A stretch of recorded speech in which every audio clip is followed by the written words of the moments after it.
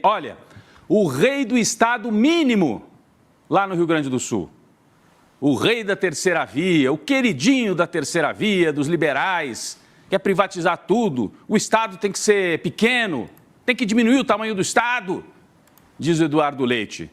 Só que lá no Rio Grande do Sul, vocês se lembram daquela história de que o governo federal estava atrapalhando a chegada de doações no Rio Grande do Sul? Era mentira. Mas agora aconteceu um fato lá no Rio Grande do Sul. A Brigada Militar, no governo do Eduardo Leite, resolveu apreender o caminhão que estava distribuindo comida quentinha, refeição, marmita para a população desabrigada. Está aqui, ó, Cozinha Solidária. A gente tem mostrado, a Heloísa Vilela foi lá mostrar o trabalho que já existia e foi reforçado durante esses dias de desespero, frio, fome em Porto Alegre. O que fez a Brigada Militar? Dá o documento aí, meu querido. Não, bom, não é com esse sotaque, é com sotaque gaúcho, mas me dá o documento. E aí estava sem o licenciamento. E apreenderam o caminhão. Então, é uma falta de sensibilidade no meio dessa tragédia. É estado mínimo para alguns, para outros é estado máximo, né? É estado para atravancar, para atrapalhar, para massacrar as pessoas que estão distribuindo comida lá em Porto Alegre. Esse personagem também, o Eduardo Leite, é aquele que desde o começo era da turma do não vamos politizar, não vamos politizar, não vamos politizar. E aí hoje a gente entendeu por que ele não queria politizar.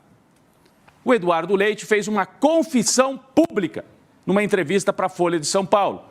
Eu destaquei aqui o querido Juremir Machado, que é um escritor, o Chico Sá conhece bem, jornalista, escritor, historiador, né? Conta muitas histórias lá do trabalhismo gaúcho.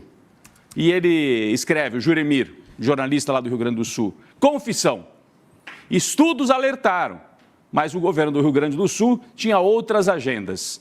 O Leite deu essa entrevista para a Folha de São Paulo. O que ele disse na entrevista? De fato, chegaram estudos alertando para os riscos ambientais, mas a nossa prioridade era outra. A nossa agenda era principalmente a agenda do equilíbrio fiscal, do estado mínimo. Então ele confessou que ele sabia que vinha pela frente algo desse, quer dizer, talvez não soubesse que seria desse tamanho, mas que tinha os alertas emitidos pelos órgãos, pelos institutos de pesquisa. É uma confissão pública. Chico, se fosse governador de partido de esquerda, já tinha pedido de impeachment, tinha matéria todo dia, tinha editorial, cobrando para derrubar o Eduardo Leite. Mas nós estamos no país do não vamos politizar. O Eduardo Leite finge que é técnico, o Sebastião Melo finge que é técnico, o Dória fingia que era técnico, até o Bolsonaro com o Paulo Guedes fingia que tinha um governo técnico. O Tarcísio não é a ala técnica do bolsonarismo. A ala técnica é coisa nenhuma. É a direita liberal da destruição do Estado, que não deu bola para os alertas do desastre ambiental, Chico. Rodrigo, se fosse um governador de esquerda, cairia com essa confissão. Sim. Estou confessando uma culpa, é confissão, eu confesso, eu, Eduardo Leite, confesso. Cairia, teria impeachment na Assembleia Legislativa do Rio Grande do Sul.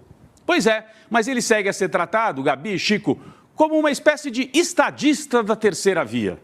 Lembram que na eleição tinha o Bolsonaro de um lado, o Lula, detestado pela mídia tradicional, e aí surgiu a terceira via, era a direita limpinha, que come com garfo e faca, ou a direita de sapatênis, né?